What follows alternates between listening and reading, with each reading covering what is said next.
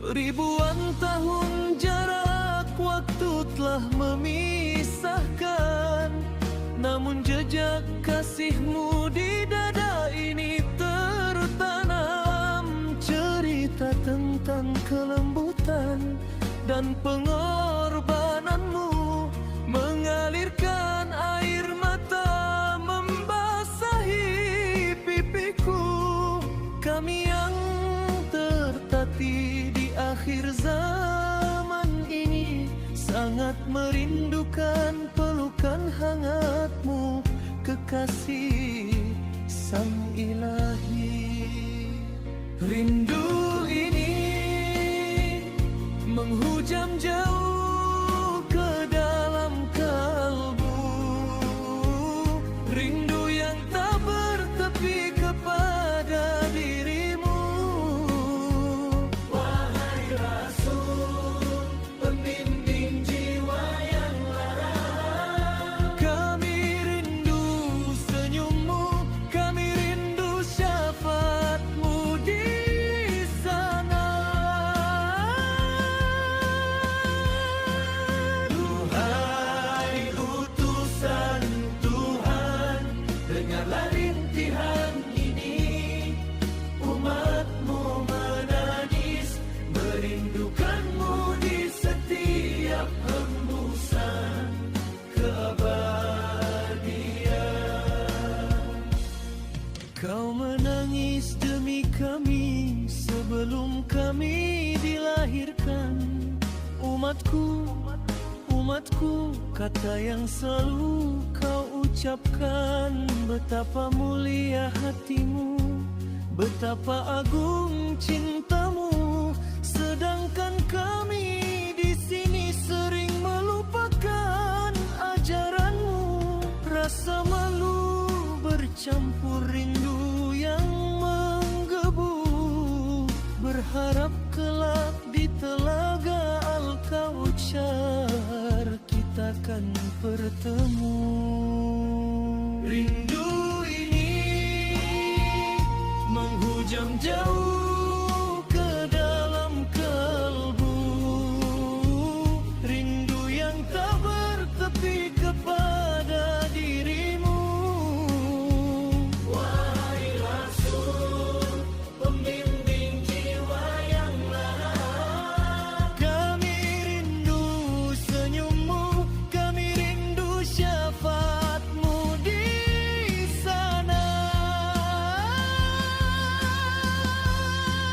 Duhai utusan Tuhan, dengarlah rintihan ini. Umatmu menangis. Alhamdulillahirabbil alamin. Alladzi domina sa'ada fi dunya wal akhirah liman amana wa amila a'mal sholihat.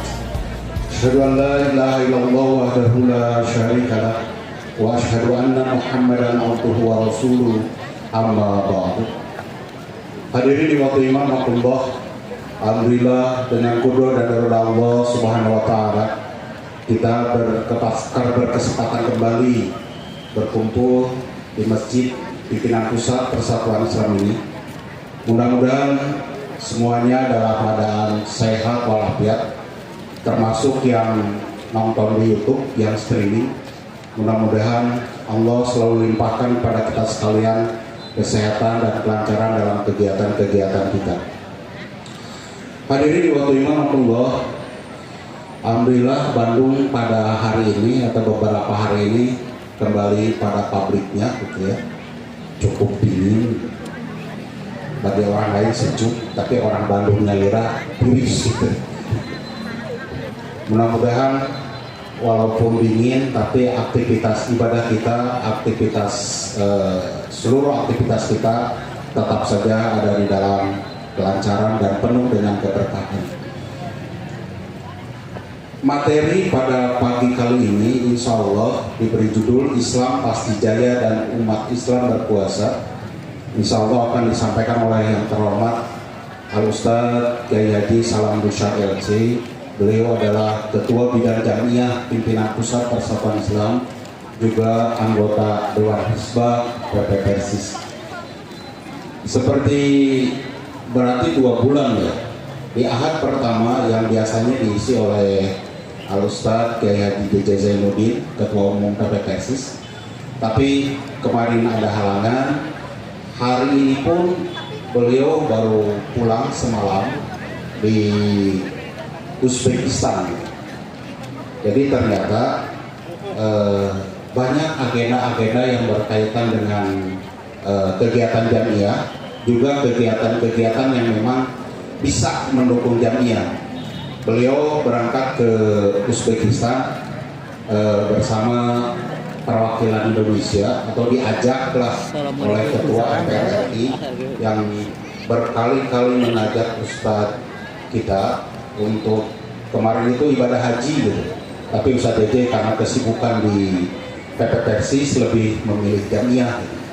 Tapi kemarin ketika diajak lagi mau beralasan susah gitu. Jadi lumayan, kurang lebih 6 hari beliau berangkat sampai pulang dari Uzbekistan. Alhamdulillah beliau dalam keadaan sehat walafiat. Hadirin wa rahmatullah, termasuk Ustadz Salam juga ini kegiatan yang memang sangat padat untuk minggu-minggu ini. Beberapa hari yang lalu baru pulang dari Kepulauan Riau untuk meresmikan pimpinan wilayah terbaru di Kepulauan Riau.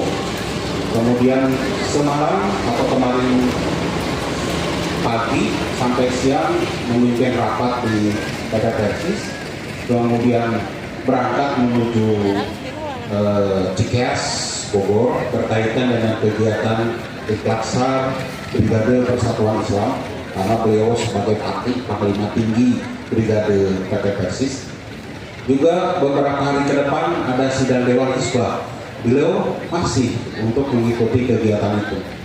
Jadi mudah-mudahan pada Ustadz diberikan kesehatan, jag-jag gitulah ya, jag-jag warintas, dan selalu diberikan kelancaran dan melaksanakan program-program jihad baik di jamiah ataupun jihad di medan dakwah lainnya. Sebelum kami persilakan, ada beberapa pengumuman. Yang pertama berkaitan dengan Reuni Akbar H2KM. Alhamdulillah kemarin terlaksana dengan sukses. Kota Bandung lebih khusus ini dipimpin oleh Pak Haji Dodo dan Pak Haji Indan ini cukup sukses membawa jamaahnya lumayan lebih dari 1.500 khusus yang Kota Bandung itu hadir di alun-alun Pamplokan gitu di Pangandaran. Kemarin rombongan Haji dan Kota Bandung sudah sebagian pulang, tapi sekarang masih ada yang di Pangandaran. Jadi kami atas nama Panitia Jihad mengucapkan selamat dan sukses kegiatan-kegiatan H2KM dan H2KM seluruh Indonesia. Mudah-mudahan bisa melaksanakan reuninya, reuni Haji Leguret, reuni Haji Plus, dan juga umroh dari PT Karya Intak. Yang kedua masih dari PT Karya Intak yang berkaitan dengan umroh. Insya Allah jadwal pemberangkatan umroh tiap bulan ada, rata-rata di 2 pemberangkatan. Alhamdulillah tanggal 30 Juni kemarin sudah diberangkatkan 1 rombongan 45 orang. Juga kemarin hari Sabtu juga sudah diberangkatkan untuk periode 4 Juli. Juli nanti tanggal 8 bersama Ustadz Arif Rahman Hakim itu juga insya Allah akan diberangkatkan. Jadi 2 rombongan sudah diberangkatkan menuju Tanah Suci, dan 1 rombongan insya Allah besok sudah kembali lagi ke tanah air. Jadi insya Allah setiap bulan ada pemberangkatan sampai bulan Oktober, dan nanti ada program yang khusus yang kemarin sudah disampaikan bersama Ustadz Ucu Najmuddin di bulan November. Setiap perwakilan baik kota Kabupaten Bandung insya Allah akan memberangkatkan, kemudian Garut juga, Kabupaten Tasikmalaya, dan ada yang lebih khusus di pimpinan cabang Marga Asih. Ini sudah 2 bis full booking. Kemudian di 11 September 2026 insya Allah bersama Persisti ini lebih dari 200 jamaah. Tapi kemudian ada 1 rombongan yang memang diberangkatkan trip awal di bulan September ini untuk menyambut rombongan yang banyak. Mudah-mudahan seluruh aktivitas di PT Karya Intak ini berjalan dengan lancar, dan bagi ikhwatul iman yang ingin berpartisipasi berkeinginan untuk melaksanakan ibadah umroh, kami persilahkan saja menghubungi PT Karya Intak di kantornya di lingkungan PPPSS ini di lantai 2. Hadirin waktu iman Allah, untuk memanfaatkan waktu yang tersedia, marilah kita simak materi yang diberi judul Islam Pasti Jaya dan Umat Islam Berkuasa. Insya Allah akan disampaikan oleh yang terhormat guru kita Al-Ustaz Kiai Haji Salam Rusyad LC. Kepada Al-Ustaz dengan segala hormat kami persilakan.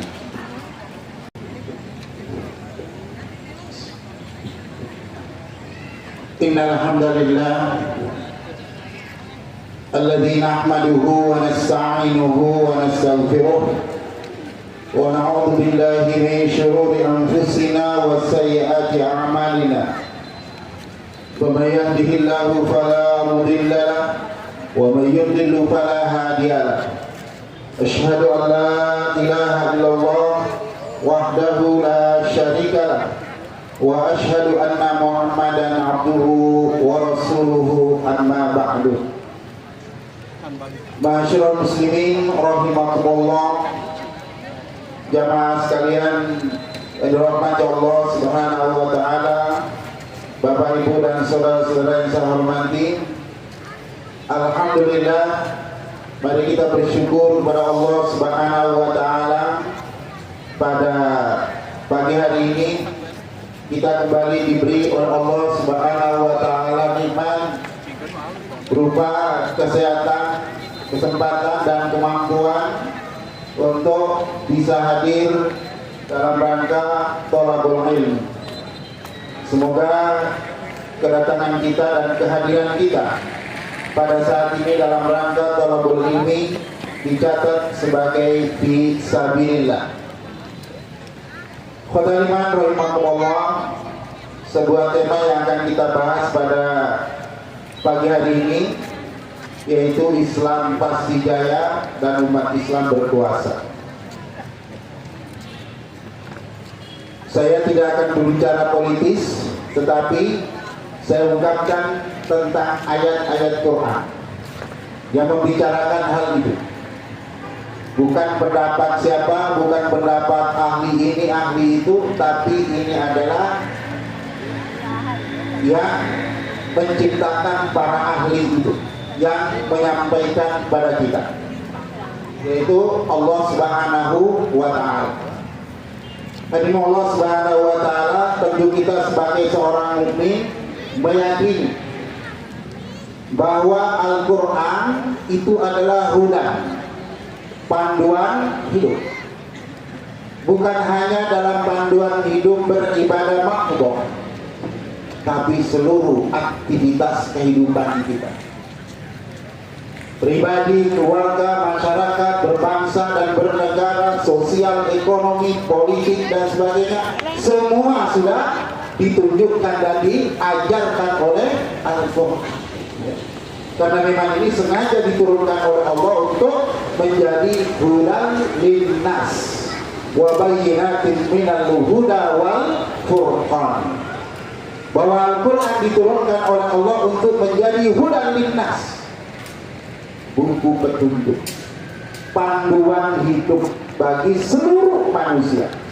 Bukan hanya yang mengimani saja, tetapi siapapun, mau beriman, mau tidak beriman, tapi mencoba mengambil petunjuk dari Al-Quran untuk menata kehidupannya, pasti akan dibimbing oleh Al-Quran menurut apa yang Allah Subhanahu wa ta'ala kehendaki.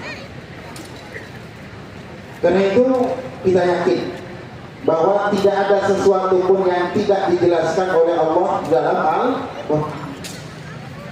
Termasuk pun bahwa dalam kehidupan kita ini sudah menjadi takdir dari Allah yang tidak bisa kita hindari. Bahwa manusia pasti dibagi dua oleh Allah. Ada yang mukmin dan ada pula yang kufur. Dan itu sebagaimana sudah pernah saya sampaikan di sini adalah bagian daripada sumpah iblis. yang dengan tegas mengatakan kepada Allah, "Fabi izzatika la ughwiyannahum ajma'in tsumma la tajidu aktsaruhum syakirin." Demi keagunganmu Allah, saya bersumpah di hadapan, aku akan menyesatkan seluruh manusia itu sehingga engkau tidak akan mendapati mereka lebih banyak yang beriman. Artinya yang beriman akan lebih sedikit dibanding dengan yang tidak beriman.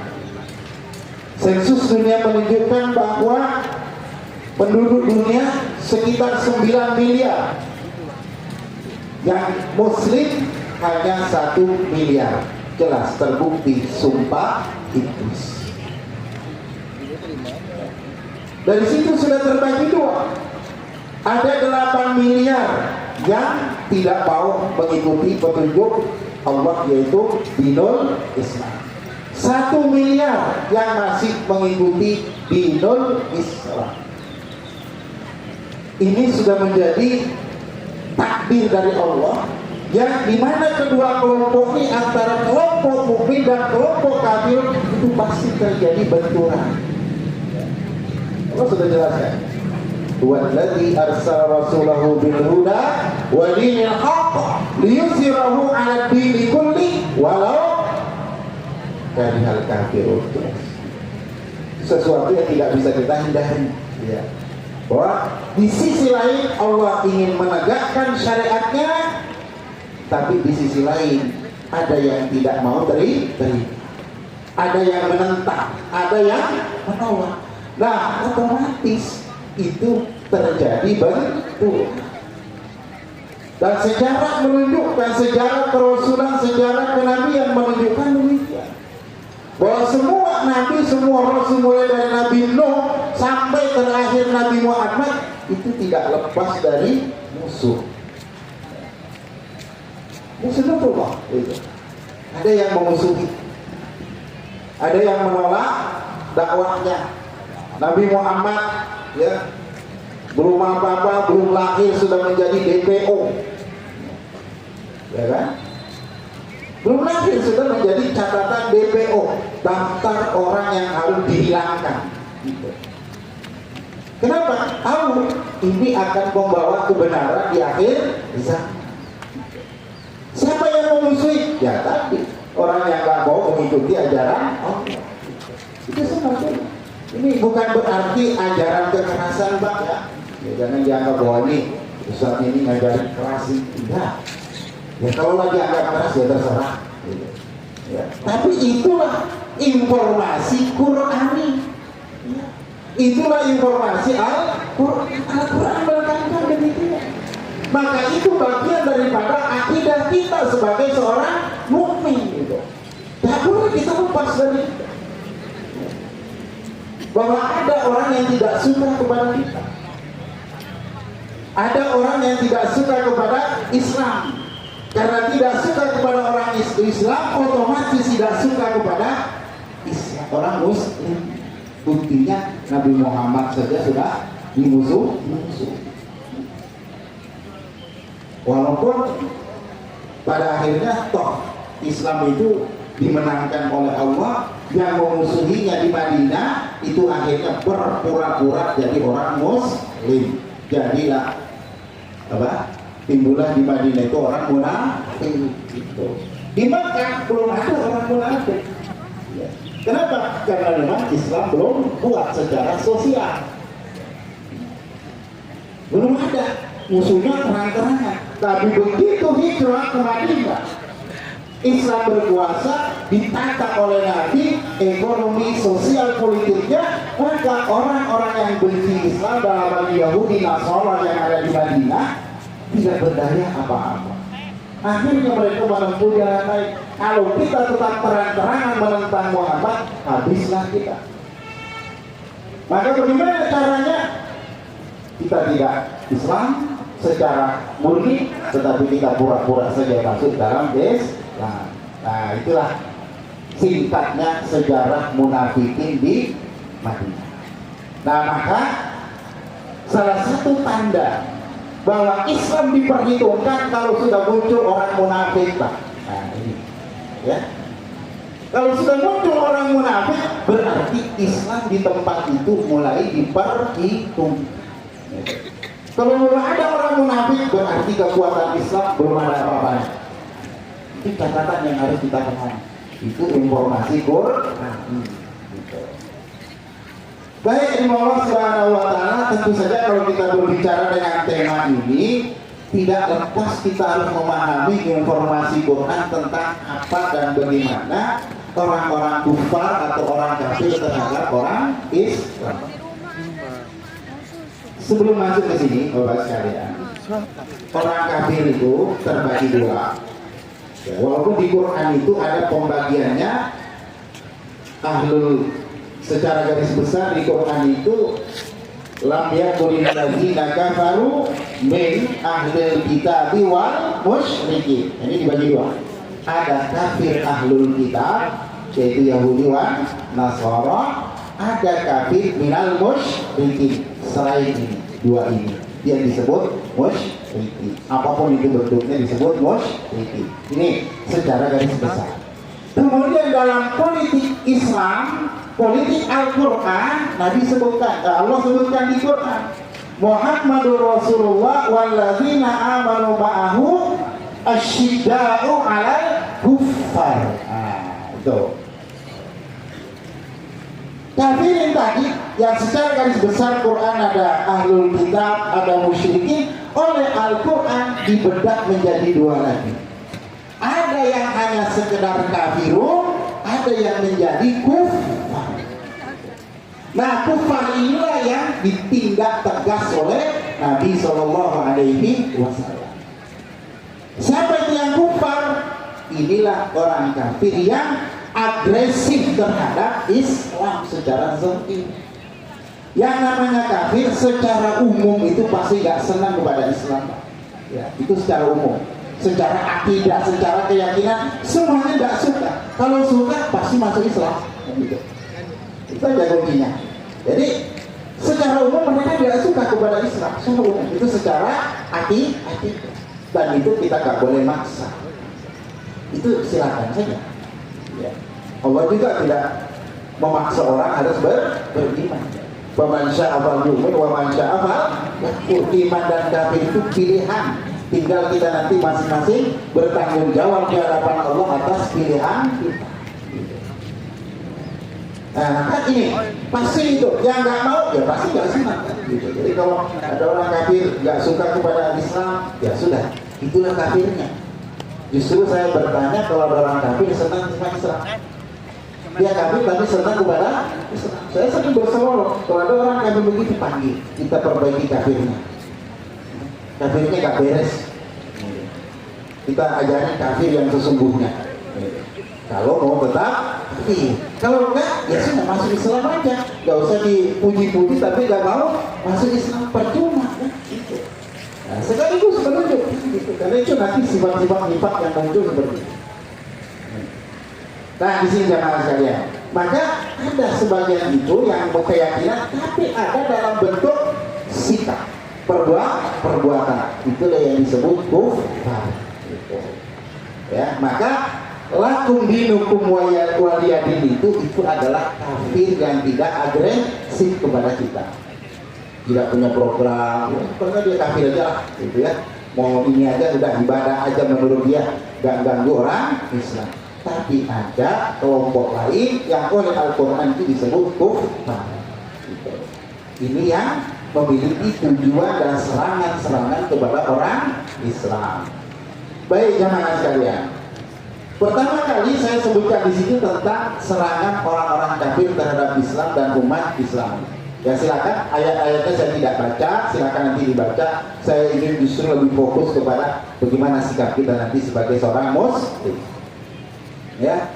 Nah, pertama kita lihat di situ bahwa orang kafir itu selalu berusaha memurtadkan orang Islam. Katanya ada program kristenisasi, ya, ada program murtad di Jawa Tengah itu persis punya garapan namanya DRP, Daerah Rawan Pemurtadan, gitu. Karena di situ garapannya seperti itu. Ya, orang Islam yang lemah imannya itu jadi sah. Ya, mereka punya misi dakwah bagi mereka, mengajak orang masuk agamanya. Sebagaimana kita juga punya misi mengajak mereka masuk Islam. Itu. Wal takum minkum ummatun yad'una ilal khair wa ya'muruna bil ma'ruf. Harus ada sekelompok dari umat Islam ini yang mengajak kepada Islam. Siapa yang diajak kepada Islam? Ya orang yang belum muslim. Jadi kita sama-sama punya program. Gitu. Ya. Orang kafir kita harus dakwah ilal khair, masuk ke dalam Islam. Ketika sudah masuk Islam, wa ya'muruna bil ma'ruf wa yanhauna 'anil munkar. Dakwah dalam konteks orang-orang Islam itu amar ma'ruf nahi munkar. Kalau dakwah keluar namanya ya da'u ilal khair, mengajak kepada Islam. Ah, ini tentu ada babnya masing-masing yang disebut dengan istilah fiqhud dakwah. Ya. Pembahasan tentang fikih dakwah. Jadi bukan hanya sholat ada fikihnya, dakwah pun ada fikih. Ya. Karena Allah juga mengajarkan kita cara berdakwah, mendakwai orang yang kafir bagaimana, mendakwai orang yang sudah muslim bagaimana, itu sudah ada tata caranya di Quran. Nah ini mereka punya di antara serangannya itu memurtadkan. Kalau bahasa kita kan irtad, mengembalikan kepada kekufuran. Tuh sudah ada ayatnya jelas tuh ya. Ibad bi imanikum kufar. Yang kedua, berusaha mematikan dan merusak Islam. Ya. Program mereka bagaimana merusak Islam ini, agar Islam yang benar itu tidak diajarkan. Nah maka di Allah Subhanahu Wa Taala, kalau kita bukan hanya sekarang, program mereka ini merusak Islam baik dari dalam maupun dari luar, itu sudah dilakukan sejak awal. Kalau dalam konteks dunia ilmu hadis, ya, karena saya spesialnya di hadis, dalam sejarah karya ilmu hadis, maka orang-orang misionaris itu membuat sejarah dalam hal hadis ini, apa yang disebut dengan istilah mereka itu mujam hadis. Ya. Al-mujam al-mahfarasa di al-fadhi ahadisin nabawiyah. Itu disusun oleh 7 orang misionaris, disusun di Inggris, di Perancis, dalam bahasa Perancis ke bahasa Belanda, baru kemudian ke bahasa Arab. Itu kamus hadis, isinya 9 kitab hadis, ya, yang banyak dipakai oleh orang Islam. Ya. Dulu pernah diteliti kitab itu, salah seorang dokter hadis di Indonesia meneliti, ditemukan 2.500 kesalahan yang itu disengaja. Paling banyak yang tidak dimuat di dalam kamus hadis ini, hadis-hadis tentang jihad, seruan-seruan hadis-hadis yang mengajari umat Islam itu untuk berjuang melawan mereka.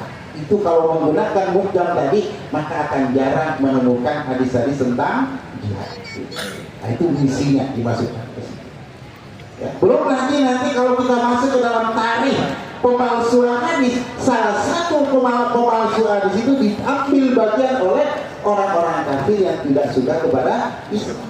Maka dipalsukan begitu banyak hadis-hadis Nabi Shallallahu Alaihi Wasallam yang tujuannya itu apa? Merusak Islam dari dalam. Belum lagi program-program yang lain, merusak cara berpikir, muncul yang namanya liberal, ya. Liberal Islam liberal, mereka menyebut diri Islam liberal. Itu diantaranya adalah program serangan-serangan orang kafir dalam rangka merusak pola pikir umat Islam. Jadi jangan menyuruh anak kita belajar tentang itu, bahaya itu. Ya, bisa jadi nanti akidahnya hilang, tinggal ilmunya casingnya muslim tapi dalamnya kufur, bahaya. Kemudian yang ketiga, menghalangi tegaknya syariat Islam. Karena nggak suka dia, tidak akan suka tegaknya syariat Islam. Orang kafir itu bukan takut kepada Quran, Pak. Mereka sudah tahu kalau Islam itu tegak, kita tidak akan, kalau ada pelanggaran yang dilakukan oleh mereka, tidak akan dihukum menurut Al-Quran. Sudah tahu. Tapi apa? Al-Quran menyuruh agar mereka dihukum sesuai dengan kitab mereka sendiri. Itu yang mereka takutkan. Karena kalau disuruh menghukum dengan aturan yang ada di kitab mereka, bisa lebih kejam daripada Islam. Itu yang mereka takutkan. Makanya di zaman Nabi tidak pernah ada itu orang kafir yang melanggar lalu dihukum dengan hukum Islam. Karena memang hukum Islam itu untuk orang Muslim.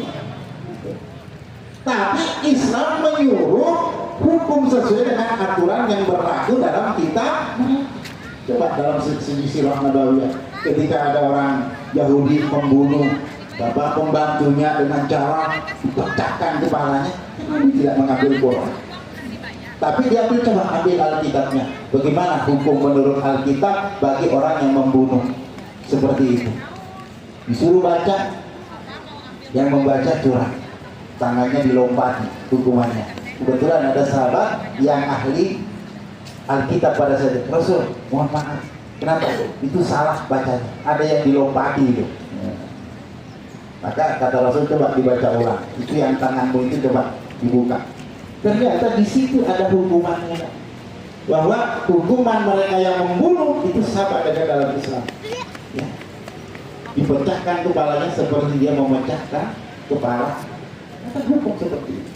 Itu tapi tidak menghukumnya dengan Al-Quran, tapi menghukum dengan aturan yang ada. Itulah yang mereka takutkan. Makanya kenapa mereka disebut kafir ahli kitab, karena mereka sendiri mengingkari ajaran Alkitabnya. Itu bukan kafir karena tidak mau ke Islam, tapi disuruh disebut oleh Allah kafir ahli kitab karena mereka tidak mau mengikuti ajaran Alkitabnya sendiri, di antaranya menyuruh mereka pindah ke Islam. Nah, ini Pak. Jadi mereka tidak senang itu kalau syariat Islam ini mau ditegakkan. Nah, kemudian yang berikutnya merendahkan dan melecehkan Al-Quran. Ya, Bapak sering dengar ya informasi di luar sana ada Quran yang dibakar, ada Quran yang diinjak-injak, macam-macam. Nah, itu pola tingkah mereka. Menganggap Quran itu kitab berbahaya. Nih, sampai ada informasi yang lalu bahwa Amerika mau buat Quran sendiri. Kalau kita nggak ada masalah, buat aja, silahkan. Ada teman-teman ribut bagaimana ini, sudah biarin aja, suruh buat Quran aja, silahkan. Nggak laku di kalangan orang Islam. Orang Islam itu sudah tahu kok mana Qurannya, mana yang tidak. Sama seperti ketika di Indonesia orang Islam liberal pengen mencetak Quran tanpa teks ayatnya, ya. Dan sempat ramai itu, maunya Quran itu diterjemahkan saja bahasa Indonesia saja, silahkan saja, gak perlu kita mana-mana, pasti gak ada yang beli, pasti gak ada yang baca karena sudah tahu orang mau baca Quran itu yang sebut Quran itu Quran Arabia, bukan Quran Indonesia. Yang disebut Quran itu yang bahasa ya, kalau bahasa Indonesia ya terjemah beda.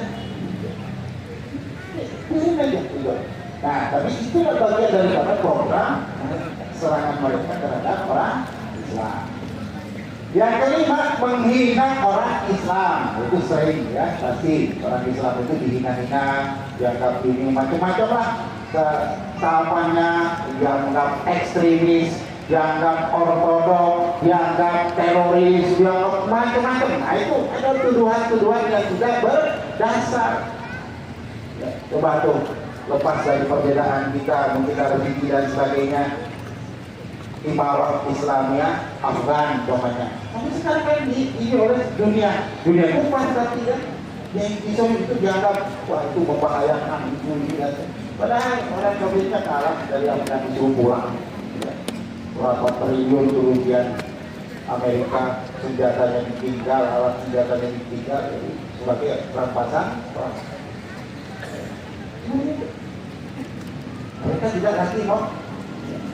Brunei, ketika negeri jiran kita Brunei Darussalam mengumumkan bahwa Brunei Darussalam adalah negara kesultanan yang berlandaskan bersyariat Islam ala mazhab Syafi'i, maka tiba-tiba Sultan Brunei ditoreng orang nomor 3 terkaya di dunia.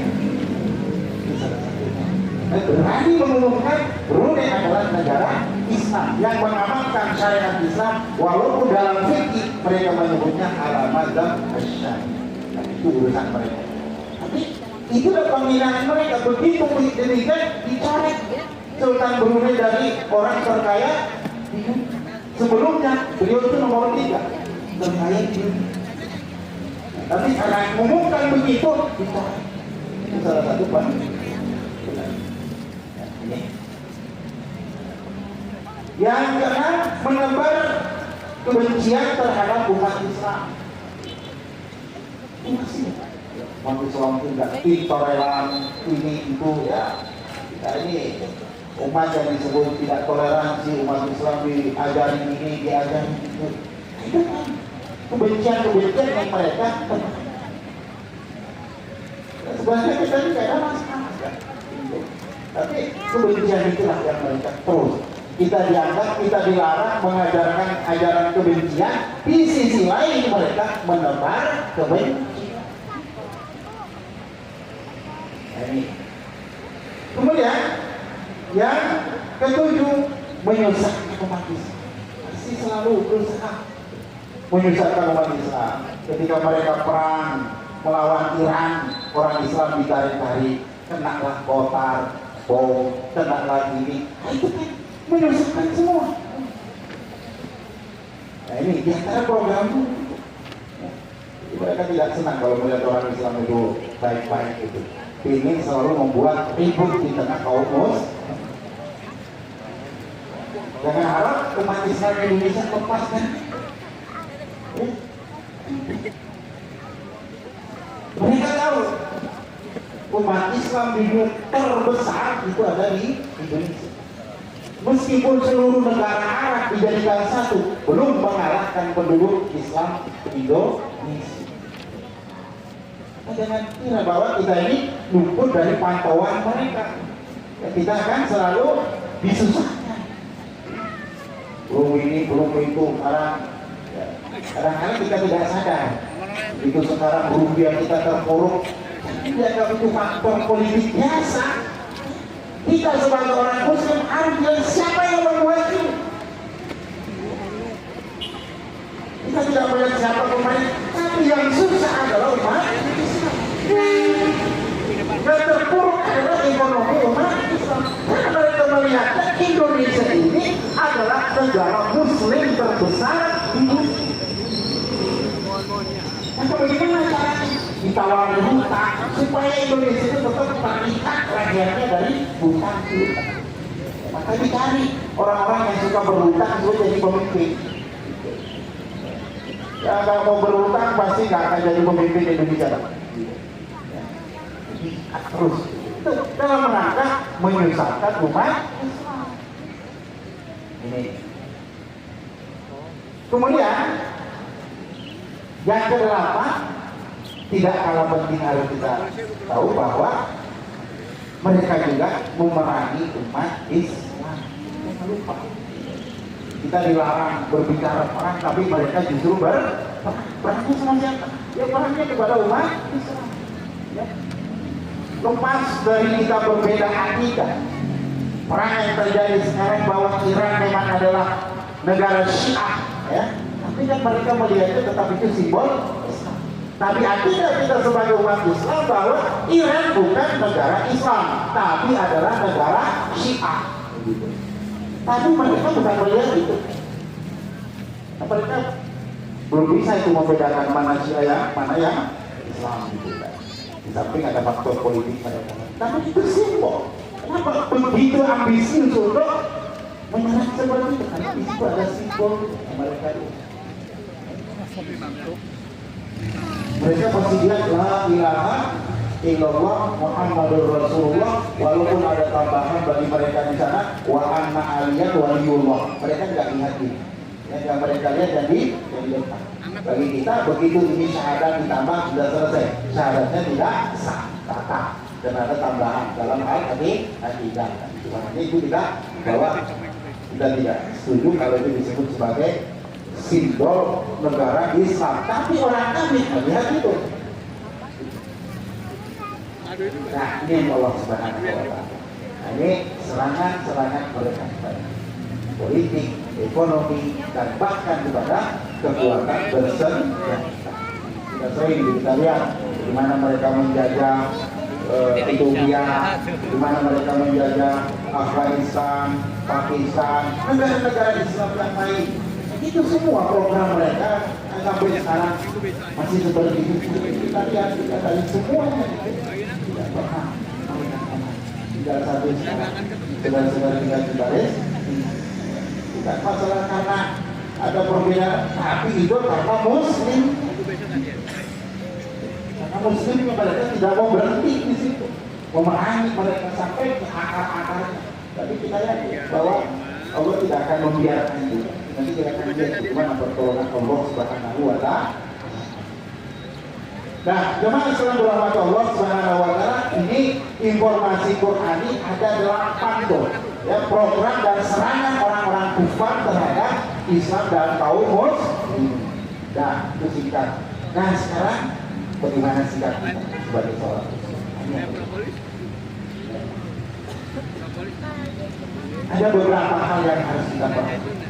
Ya, umat Islam berhadap serangan-serangan orang kafir. Yang pertama, tetap menjaga ketakwaan kita, jaga kesabaran kita, jaga kedisiplinan kita, dan selalu siap-siaga. Jangan lari. Ketakwaan harus kita jaga. Itu modal utama. 20.000. Sabar, jangan terpancing. Kadang-kadang belum apa-apa kita dipancing, keluarlah kita berbuat apa-apa yang akhirnya kemudian merusak barisan kita sendiri. Kemudian kedisiplinan kita sebagai seorang muslim, disiplin dalam beribadah, disiplin dalam segala hal, siap siaga, tidak boleh kita lalai. Perintah Allah itu selalu. Maka Allah ingatkan kita, wa in tasbiru wa tattaqu la yadurrukum kaiduhum syai'an. Kalau kalian orang mukmin tetap menjaga kesabaran, menjaga ketakwaan, tipu muslihat mereka tidak akan mampu merusak kali itu pokok catatan penting ke dalam diri kita. Makanya yang mereka ingin hilangkan itu adalah tasbiru. Jangan sampai orang Islam ini bersabar, jangan sampai orang Islam ini bertakwa. Itu yang mereka inginkan dengan program-program yang di atas merusak iman. Kalau iman rusak, gak mungkin orang bisa bertakwa. Kalau iman rusak, gak mungkin orang bisa bersabar. Apalagi untuk melakukannya di bawah. Ya ayyuhalladzina amanu sabiru wa sabiru wa rabitu wattaqullaha la'allakum tuflihun. Kepada orang beriman. Isbiru, bersabarlah. Wa sabiru, berdisiplinlah. Disiplin dalam menjaga kesabaran. Wa rabitu, dan tetaplah bersiap-siaga. Jangan pernah wattaqullah, tetaplah jangan ketakutan kepada Allah. Jemaah sekalian, apa yang Allah sebutkan ini mereka ingin hilangkan, ingin menghilangkan kesadaran, kedisiplinan ibadah umat Islam, kedisiplinan sebagai umat ini dirusak. Di antaranya yang dirusak agar umat Islam itu tidak suka jamaah. Nah, jemaah di tempat mana saja boleh, betul secara hukum. Secara garis komando dalam perjuangan, Allah akan memberikan kemenangan. Kalau masih kita sholat di bawah waktunya, penuh seperti sholat Jumat. Ya. Kalau masjid-masjid umat Islam ini sudah penuh seperti sholat Jumat di bawah waktunya, itu pertanda kemenangan sebentar lagi akan. Selama itu belum terwujud, maka masih jauh. Dan itu tidak akan dibiarkan oleh orang-orang kufar terwujud. Tapi sibukkan orang Islam ini dengan berbagai program agar tidak sholat jamaahnya tidak shabiru. Disiplin.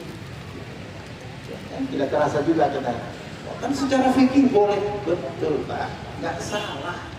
Kadang-kadang kita itu berpikir fikih saja, yang penting boleh. Ingat Pak, hidup kita itu bukan hanya fikih, ya. Hidup kita ini ada akidah, ada akhlak, ada jihad fi sabilillah. Untuk meraih pertolongan Allah tak akan mungkin kalau tanpa jihad. Kemenangan dalam berjihad diberikan oleh Allah kalau kita bisa sabiru, disiplin dalam beribadah.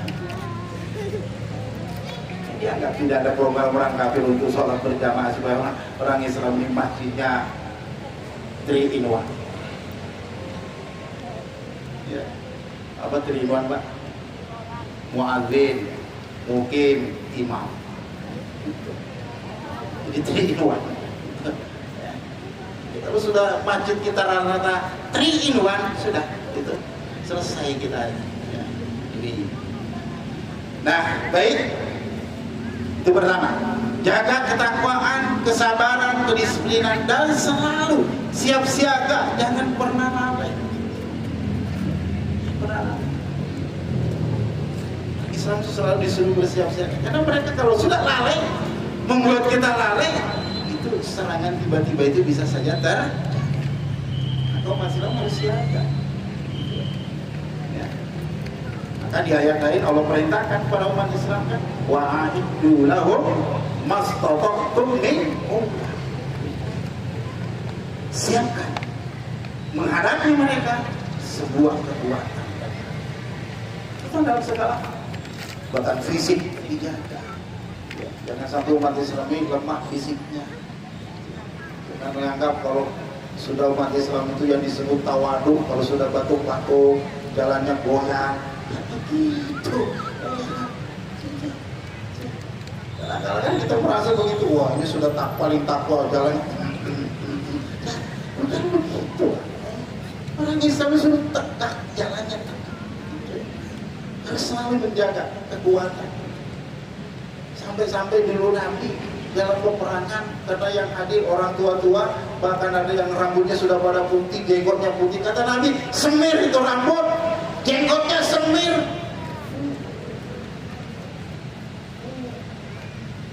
Cuma kelihatan muda.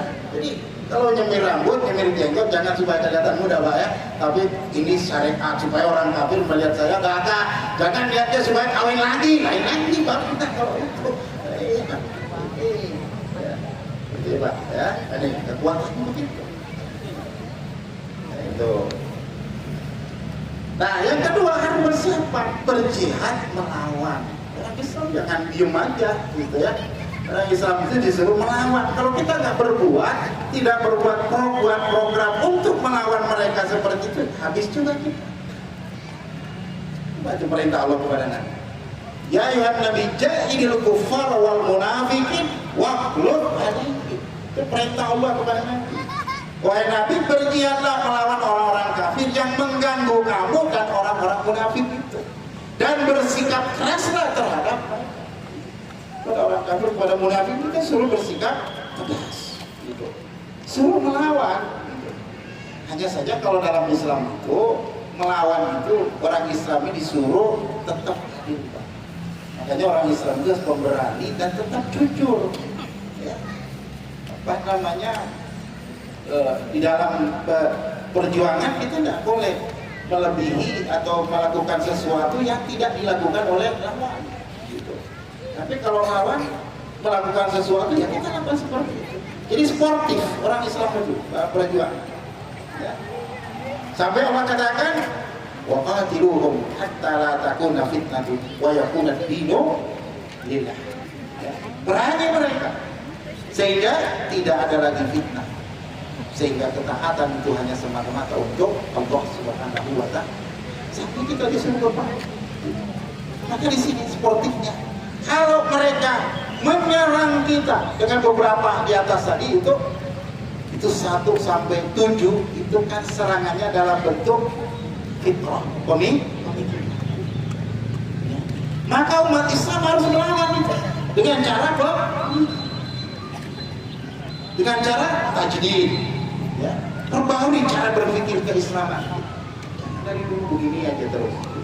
Ya. ya, lawan pemikiran-pemikiran mereka itu. Maka umat Islam harus melahirkan kader-kader yang mampu melawan pola pikir. Itu kalau mereka menyerang kita secara pemikiran. Nah, kalau mereka menyerang kita dengan tadi berperang, ya umat Islam juga harus melawannya dengan cara perang. Seperti jangan mereka melawan kita, menyerang kita dengan pola pikir, kita balik diserang secara bom, sarang. Itu namanya tak-takdu, melampaui batas. Mereka menyerang kita dengan senjata, lalu umat Islam naik ke podium, salah, itu bertentangan dengan alam, nggak boleh begitu. Salah juga begitu. Makanya kalau di Palestina sana, nggak boleh melawannya dengan pemikiran, lawannya dengan senjata. Itu adil seperti itu. Makanya saudara-saudara kita di polisi tidak perlu lagi berceramah. Itu tidak boleh. Mereka sudah ngebom, mereka sudah nembak, ya sudah, lawan dengan itu. Itulah adil dalam Islam. Kalau mereka tidak menggunakan itu, orang Islam juga nggak boleh. Tapi adu kekuatan berpikir. Bahkan ketika kita berdialog mereka, berbantah dengan mereka, kita akan perintahkan wajadilhum billati hiya ahsan, lawan dengan cara yang baik dalam pola pikir dan sebagainya. Ya, masa-masa lalu persatuan Islam kan terkenal itu ya, lawan Ustaz Hasan, melawan orang ateis, pola pikir. Karena salah itu adalah serangan pola pikir, maka tampil kita melawannya dengan pola pikir. Belum ada intrik-intrik ingin memerangi. Nah, tapi kesini kan boleh juga itu. Terbukti di Ambon di masa lalu, terbukti di Poso di masa lalu. Jangan pernah melupakan dua peristiwa itu. Walaupun kita tidak harus mengungkit-ungkit lagi, tapi jangan pernah lupa Ambon dan Poso. Jangan dianggap itu angin lalu, tapi itu adalah sebuah program dunia internasional terhadap umat Islam Indonesia. Maka umat Islam juga harus tetap siaga menyiapkan kekuatan itu. Nah, kalau dulu persatuan Islam tampil seperti itu tanpa kekuatan fisik, nah, kita belajar dari sini, maka kita harus siapkan kekuatan fisik. Maka ada brigade persis untuk diantaranya seperti itu. Nah, maka anak-anak kita, anak-anak muda kita gembleng fisiknya, jiwa mujahidnya. Ya, sekarang sedang dilatih di Cikeas ya. Tadi malam jam 12 baru saya datang, saya diminta memberi materi mereka. Alhamdulillah bisa berikan leadership, kemudian tentang bagaimana kita berideologi dalam berjihad dan sebagainya. Alhamdulillah, mudah-mudahan pulang mereka panas kepalanya dari malam. Nah, ini Allah Subhanahu wa taala. Itu ya. Maka Rasul sallallahu alaihi wasallam mengingatkan kita, la tazalu ta'ifatun min ummati yuqatiluna 'alal haqqi dhahirina ila yaumil qiyamah. Akan selalu ada segolongan dari umatku yang berperang untuk menegakkan Islam. Mereka selalu menang sampai kiamat. Ini informasi disampaikan oleh Allah. Artinya jangan kita bertumpu, kalau gitu pasti ada. Tapi siapkah kita menjadi bagian daripada Taifah yang disebut nanti Taifah Al-Mansurah, kelompok yang selalu mendapatkan pertolongan oleh Allah. Kenapa? Karena mereka gigih dalam berjuang menegakkan syariat Allah, gigih di dalam menghadapi tantangan orang-orang kufur. Persatuan Islam melebarkan sayapnya. Saya baru kemarin meresmikan pimpinan wilayah Sulawesi Utara. Tantangan dakwah di Sulawesi Utara itu adalah tantangan gerakan Harakatul Riddah, gerakan pemurtadan kepada umat Islam. Maka saya bilang kepada PW Sulawesi Utara, program dakwahnya fokus untuk menghadapi pemurtadan. Di samping yang lain, tapi fokus utamanya itu ada di menghadapi pemurtadan.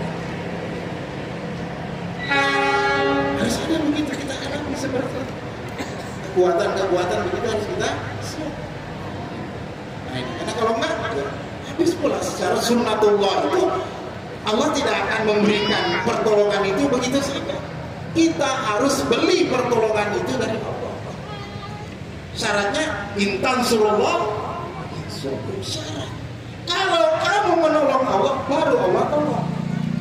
Kalau kamu nggak ada upaya untuk menolong, ya sudah, Allah biarkan kamu habis. Tapi harus ada upaya untuk itu. Walaupun tidak semua, sebagian saja yang mengambil bagian itu, yang tidak masuk ke dalam bagian itu, tetap bagian dari itu mensupport. Jahidu fi sabilillah bi amwalikum wa anfusikum. Jika kita tidak kuat secara fisik, maka ayo bilman, terbuka dua-duanya. Seberapa kemampuan kita bilman, silakan. Fisabilillah, infak fi sabilillah. Ini ya. Ketika jamaah sekalian, harus tetap umat Islam ini menjaga keikhlasan, persatuan dan kesatuan serta soliditas dalam perjuangan menghadapi program-program mereka. Yang ketiga ini menjadi syarat utama. Ikhlas, karena perjuangan itu adalah ibadah. Ibadah, perjuangan menegakkan syariat Allah, itulah ibadah tertinggi di dalam Islam. Yang paling tertinggi di dalam program jihad itu adalah ketika seseorang itu mampu terjun ke medan perang dengan modalnya sendiri, gugur sebagai syuhada, hartanya habis untuk perjuangan di jalan Allah. Itu adalah level tertinggi. Level mujahid dalam Islam itu ada 100. Karena dia hadis-hadis tentang jihad wasiar, ya, surga yang disiapkan oleh Allah untuk para mujahid itu ada dalam 100 level. Kita kan alhamdulillah masih mujahid, ya, Semangat. Oh ya. Tidak tahu level keberapa, karena menuntut ilmu juga bagian daripada jihad kan gitu. Ya. Niatnya ke sini, niatnya untuk talabul ilmi supaya paham. Oh ternyata ada begini. Oh saya harus berjuang. Oh saya secara fisik sudah nggak kuat. Bagaimana? Ada jalan. Jadi tetap saja kita berada di satu baris perjuangan. Nah, menjaga keikhlasan, persatuan. Persatuan kita dijaga, jangan sampai kita terpecah. Solid. Ujian terberat dalam perjuangan itu menjaga soliditas. Kadang-kadang, makanya dalam perjuangan itu harus ada satu komando. Kadang-kadang pasukan itu karena tidak setuju dengan komandannya, pimpinannya, lalu kemudian dia berbelok. Itu sering terjadi, apalagi di dunia medsos sekarang, masya Allah, gitu ya. Seringkali orang itu menyampaikan kejelekan pimpinannya di medsos. Yang ada juga adalah dosa seperti itu. Islam juga, kalau ada hal-hal yang kita tidak setuju, tabayyun. Datang tanya kenapa begini, kenapa begini. Kalau itu sudah keputusan syura, kita diperintah sam'an wa ta'ah fima ahabba au kari. Setuju atau tidak setuju harus taat. Kalau itu sudah putus. Begitu kita keluar mengambil sikap yang lain, itulah yang menimbulkan yang namanya tafarruq, minimal namanya tanazuk, membantah keputusan BIM. Nah, maka Allah selalu ingatkan kita, la takunu kalladzina kharaju min diyarihim batara wa ria'an nas wa yasudduna an sabilillah. Orang Islam diingatkan oleh Allah. Orang Islam, kalian itu pejuang. Jangan kalian keluar berjuang itu seperti orang yang keluar dari kampung halamannya ria'an nas, karena riya. Ingin disebut pejuang, ingin disebut pemberani, ingin disebut mujahid. Jangan sombong. Wa'tasimu bihablillahi jami'an wa la tafarraqu. Pegang teguh itu syariat Allah, pegang teguh ajaran Allah. Jangan kalian tafarraqu, jangan melakukan sesuatu yang menyebabkan kalian berpecah. Sebab pecah belah saja dilarang, apalagi pecah belah. Berbeda boleh, tapi jangan membuat perbedaan itu menjadi pecah. Ini terkadang kita nggak bisa membedakan. Begitu beda pendapat sudah pecah belah. Apalagi kalau sudah beda pendapatan, tambah berat. Sudah pendapat sudah mulai pecah. Kalau sudah beda pendapatan sudah itu. Meskipun sesama muslim langsung lakum dinukum waliyadin. Padahal itu ayatnya untuk orang begitu karena kita ya. Wala takunu kalladzina tafarraqu wa ikhtalafu min ba'di ma ja'ahumul bayyinat. Ulaika lahum adzabun. Dia jangan seperti orang-orang yang berpecah belah, berselisih terus setelah kebenaran itu dikatakan. Ini harus diperhatikan. Nah, ini harus menjadi catatan penting. Kenapa saya katakan tadi dari keikhlasan, persatuan, kesatuan, dan soliditas itu menjadi harga mati di dalam perjuangan. Karena ini ada peringatan dari kami. Salah satu doa ditolak. Dalam hadis dikatakan oleh Nabi, wa inni sa'altu rabbi li ummati. Ini hadisnya panjang banget, saya potong ambil yang sesuai dengan bahasa kita. Wa inni sa'altu rabbi li ummati. Saya pernah berdoa kepada Rabbku untuk umatku. Nabi berdoa untuk kita. Pertama apa? Allah yuhlikaha bisanatin ammatin. Agar Allah tidak membiarkan umat itu binasa karena faktor kekeringan atau kita sebut dengan istilah bencana alam. Yang kedua, wa alla yusallita alaihim aduwan min siwa anfusihim. Dan jangan sampai umat itu juga hancur karena serangan dari musuh di luar mereka. Fayastabiha baydahum, lalu memporak-porandakan. Wa inna rabbi qala. Namun kata Nabi, sungguhnya Tuhanku menjawab doaku itu dengan firman-Nya. Ya Muhammad, inni idza qadaitu qada'an fa innahu la yurad. Wahai Muhammad, ingat, kalau aku sudah memutuskan satu keputusan, tidak akan ada yang bisa membantah keputusanku, tidak akan ada yang bisa menolak. Wa inni u'titu kali ummati. Saya nyatakan kepadamu Muhammad bahwa aku akan memberikan, mengabulkan doamu untuk umatmu, yaitu Allah uhlikahum bisanatin amma. Bahwa tidak akan umat ini habis ditelan oleh bencana merata, yaitu bencana alam. Di sebagian-sebagian ada, tapi secara umum habis tidak.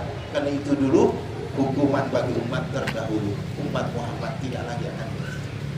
Wa alla usallita alaihim aduwan min siwa anfusihim hatta yastabihu baydatuhum. Aku juga tidak akan membiarkan umatmu dikalahkan atau diporak-porandakan oleh musuh dari luar mereka yang akan bisa membuat mereka hancur.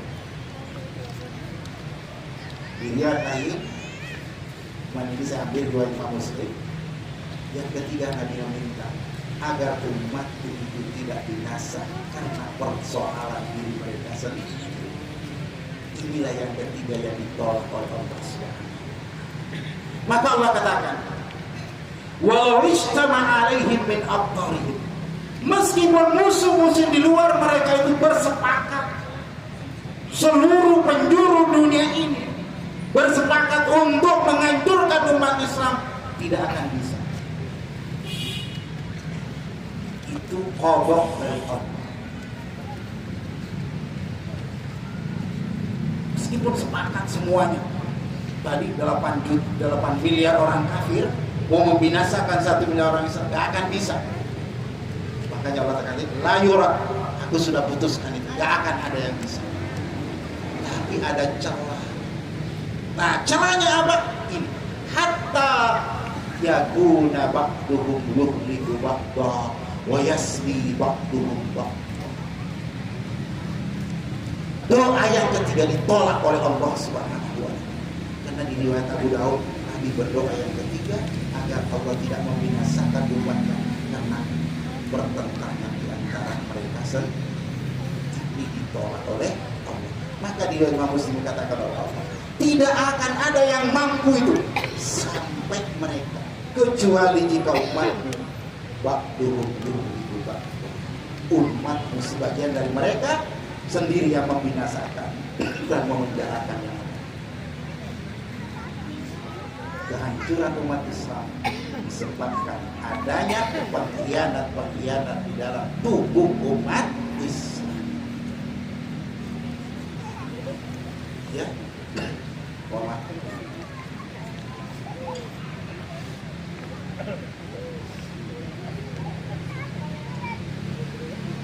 dan baru diingat, jangan dianggap orang kafir nggak tahu aja. Ini kaji di Pentagon sana. Ini hadis jaminan dari Allah, tapi juga sekaligus hadis membahayakan kita. Maka mereka kaji. Bagaimana membuat umat Islam itu yuhliku ba'duhum ba'd, agar mereka saling berantem. Di sinilah mereka, ada pada saya sampaikan di sini, orang kafir itu melihat kekuatan. Saya sudah katakan, peristiwa Ambon, peristiwa Poso itu dicoba. Ternyata nggak bisa. Umat Islam Indonesia dibuat seperti Timur Tengah. Lalu bagaimana? Nah, di sini umat Islam Indonesia harus dibuat orang sendiri. Biarkan mereka berantem sendiri. Bagaimana caranya? Minimal dibuat antar ormas Islam berantem. Kalau perlu di dalamnya ormas A, B, C silakan berantem di dalam. Tidak salah. Di situ. Kalau itu sudah terjadi di kalangan umat Islam, sudah selesai. Lemah kita. Itulah pintu kan. Ini Rasul ingatkan kita. La tarji'u ba'di kuffar yadribu ba'dukum riqaba ba'd. Wahai umatku, jangan kalian kembali menjadi seperti orang kafir sepeninggalku, yaitu sebagian dari kalian memenggal leher sebagian yang lain. Dia saling memerangi, saling benci, membenci. Jangan dianggap orang kafir nggak paham. Mereka tahu kalau ini dibuat, ini dilakukan, maka umat Islam itu selesai, gampang. Buat umat Islam itu saling menghancur. Mereka dari belakang, kalau bahasa Quran, mereka tidak akan menyerang secara terang-terangan, tapi mereka menyerang min wara'i, dari belakang. Mereka pemain,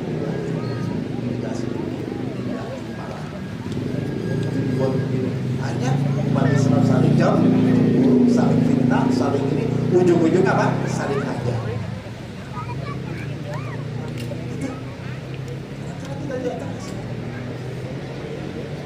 Dianggap hal-hal muncul di apa namanya di medsos, daftar Ustadz Sunnah. Ada nggak Pak? Dianggap itu hal yang ringan. Tidak terasa itu program orang kafir dilaksanakan. Memangnya selain itu bukan sunnah. Itu. Apapun kelihatannya ringan. Tapi ingat, itu salah satu siasat orang. Terasa. Banyak. Wah, selain ini bid'ah semua. Selain ini minimal apa namanya, minimal syubhat. Pengajian fiadak itu pengajian syubhat katanya. Begitu. Sampai kita dengar saya Pak. Kenapa itu? Itu diantaranya seperti itu yang merusak. Minimal itu demikian. Baik, sebuah kepastian yang harus kita yakini dari informasi Quran bahwa orang kafir itu pasti kalah. Nggak usah pro-pro kafir. Kita harus tahu mana yang pro. Masih Allah sudah sebutkan kulil ladzina kafaru satughlabun. Katakan Muhammad kepada orang-orang kafir itu, kalian itu pasti kalah. Wa tusyaruna ila jahannam, apalagi di akhirat kelak kalian semua dikumpulkan ke orang kafir itu. Di akhirat kelak tidak ada lagi timbangan. Yang akan ditimbang diri satu saya dan bapak-bapak. Yang jadi penjaga ya. Timbangannya berat-berat nanti ya. Semakin rajin kerja ada semakin timbangannya semakin dinilai oleh Allah karena semakin dalam iman. Kalau orang kafir kata Allah, apa yang kamu mau nilai? Nah, kita ada timbang, makanya yang ditimbang amalnya itu adalah orang beriman. Yang ini ditentukan pemayaman man khaffat mawazinuhu man thaqulat mawazinuhu fa huwa fi isyatir radiyah. Wa man khaffat mawazinuhu fa ummuhu, itu yang mau ditentukan. Yang mau ditentukan begini nih orang tapi bersyukurlah walaupun khaffat, tapi jangan bilang jangan mau khaffat. Walaupun fa ummuhu ya khaffat, masih ada harapan orang mukmin. Orang mukmin tidak akan kekal di dalam, masih keluar. Tak kapan keluar. Ya, tapi pasti keluar, Pak. Itu jaminan. Rasul kan mengatakan dalam riwayat Muslim, sayukhraju minan nari man kana fi qalbihi habbatu khardalin minal, akan dikeluarkan dari neraka orang yang ada sebersih iman dalam hati. Itu. Cuman kapan keluarnya? Ya wallahu a'lam. Jangan mau lah, apa bosan saya biar ada pengalaman neraka. Jadi nggak enak Pak ya. Meskipun jadi penghuni surga tapi tetap mantan alumni neraka. Jangan ya. Ya, mantan tahanan neraka ya. Mantan nabi ada di Indonesia jadi masalah ya.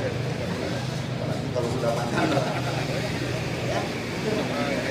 Jadi informasi Quran orang kafir itu pasti pada dasarnya orang kafir itu sebenarnya nggak punya yang buat mereka cuma karena orang Islam yang nggak memahami kondisi sesungguhnya.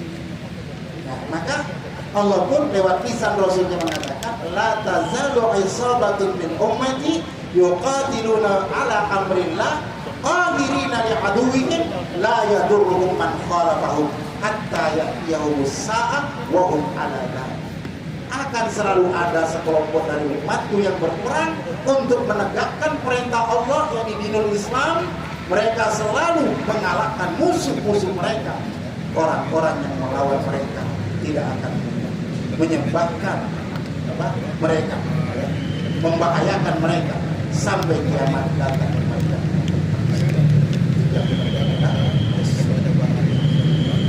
ya, Allah Subhanahu wa ta'ala. Karena itu, karena orang kafir pasti kalah, maka Allah menjanjikan kekuasaan kepada umat Islam. Selalu berkata, kalau salah satu memberikan kekuasaan harus direbut, bukan ditunggu kekuasaan itu, tapi kekuasaan harus direbut. Maka dakwah perjuangan di dalam Islam itu dalam rangka merebut kekuasaan. Akan sampai merebut bukan kekuasaan yang berdaulat kepada Allah Subhanahu wa ta'ala. Kekuasaan tertinggi kepada ketuhanan yang Maha Esa, bukan itu ketuhanan yang tinggi. Tauhid itu bukan menyalahi. Nah, maka Allah kataballahu la'aghlibanna ana wa rusul. Allah sudah memutuskan, Allah sudah menetapkan, aku dan Rasulku pasti menang. Innallaha qawiyyun aziz. Sungguhnya Allah Maha Kuat lagi Maha Kuat. Artinya ajaran Allah yang disampaikan oleh Rasul pasti akan menang. Walaupun sekarang belum, tapi ada saat. Cuma sekali lagi itu tergantung cepat atau lambatnya tergantung kepada umat, usaha daripada umat. Karena Allah mensyaratkan itu. Kalau Allah mau, bisa saja Allah menangkan agamanya tanpa harus melewati umat Islam. Tapi tidak. Fa'alun lima.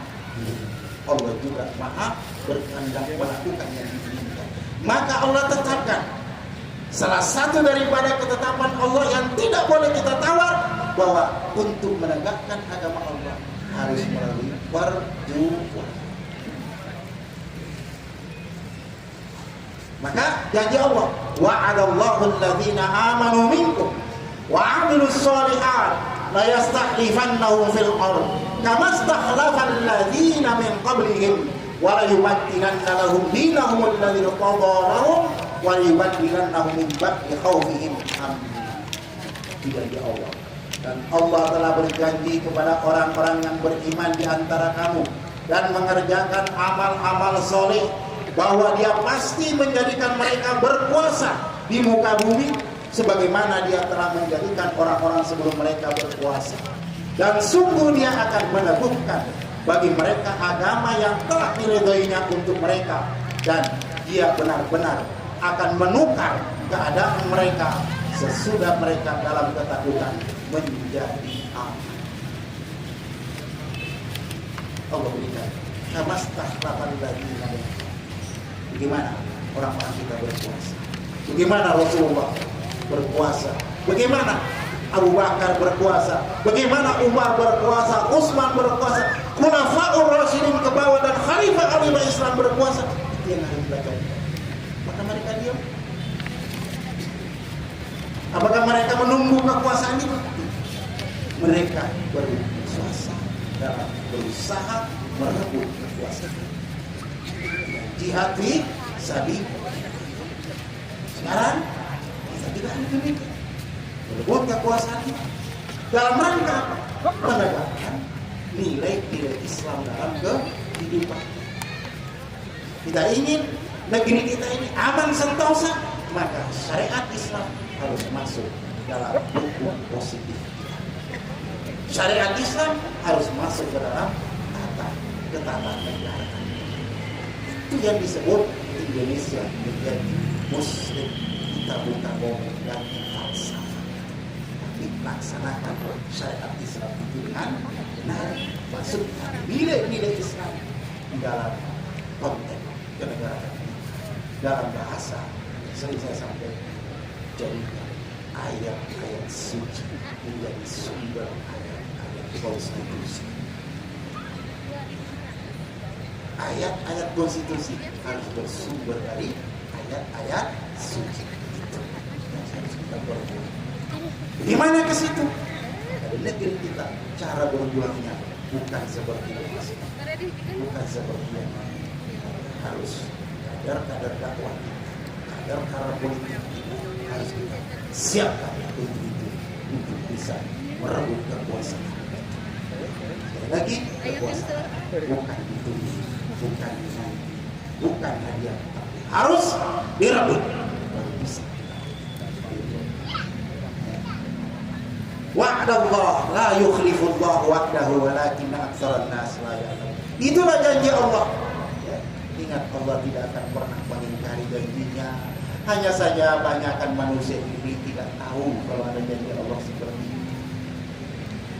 Ya, sudah ada di Quran begini, tapi karena jarang kita ngaji begini nggak tahu, kan? Ya enggak?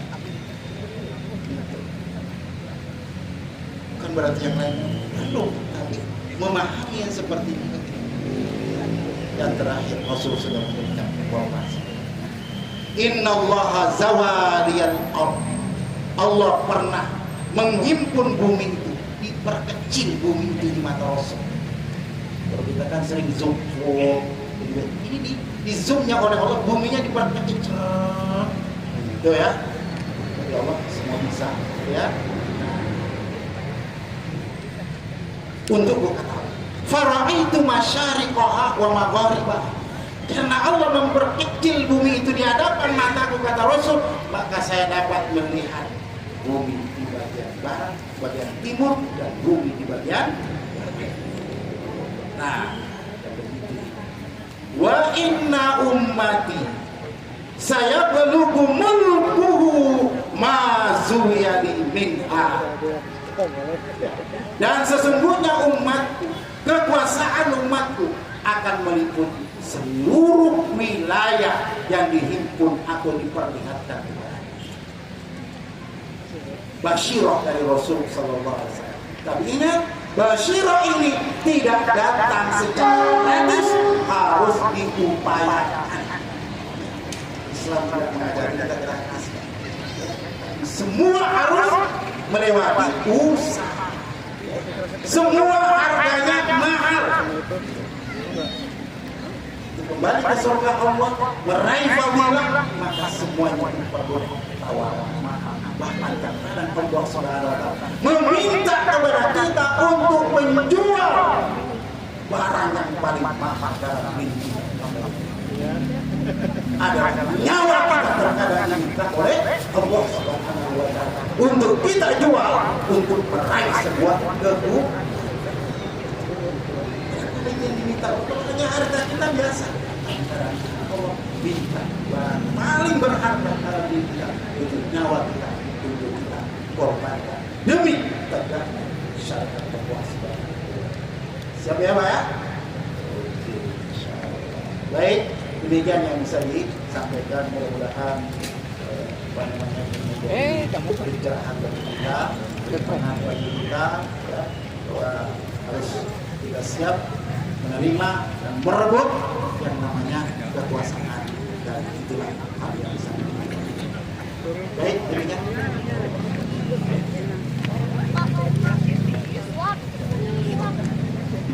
Alhamdulillah, terima kasih Pak Iman atas segala perhatiannya.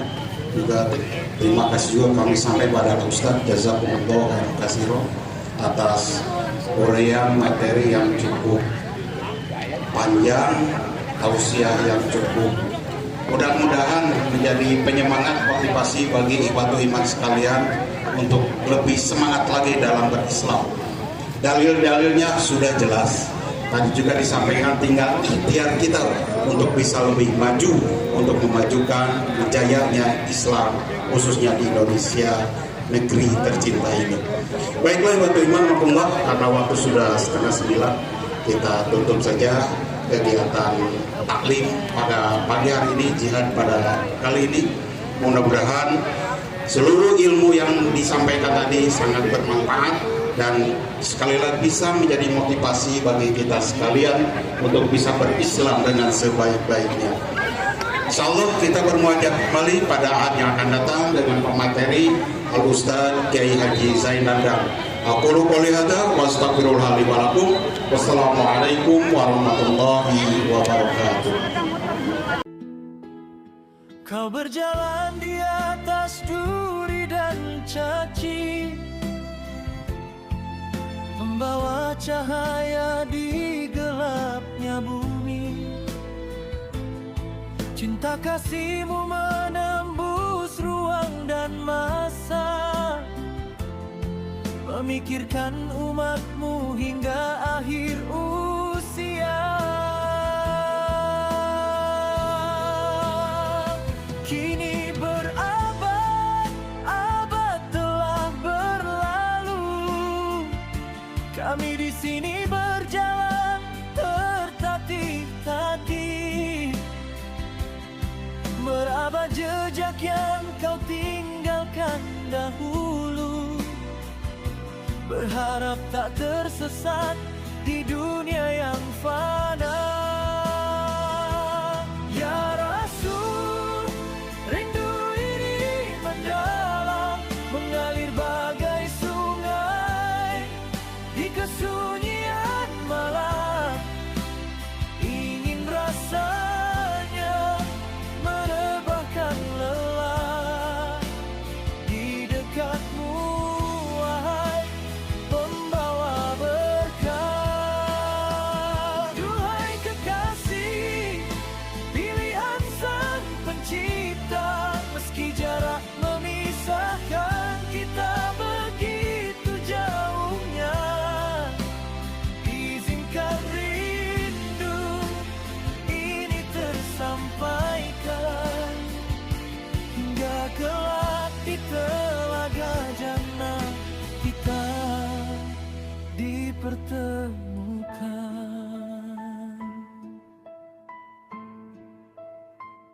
Setiap sunnah yang coba ku amalkan adalah jembatan rindu yang ku bangun. Setiap kisah perjuanganmu yang ku baca meneteskan air mata tanpa terencana. Bagaimana bisa hati tak bergetar mendengar betapa besar cintamu pada kami, umat yang bahkan belum pernah kau jumpai. Namun nama kami sudah kau sebut dalam doa.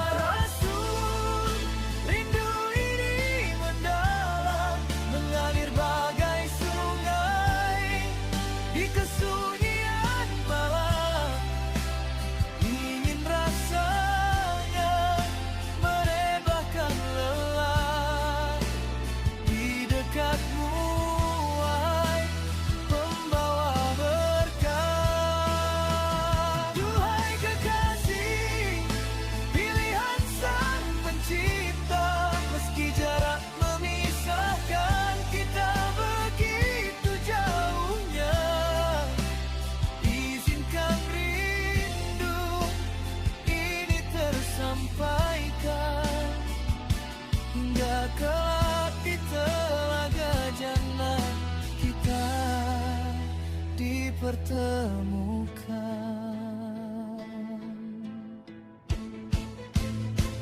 Dunia ini terkadang terasa begitu asing, penuh dengan riuh yang membingungkan hati. Hanya dengan mengingat kemuliaan akhlakmu, jiwaku yang gundah kembali menjadi tenang. Ku harap cintaku padamu tak pernah pudar hingga embusan nafasku yang terakhir.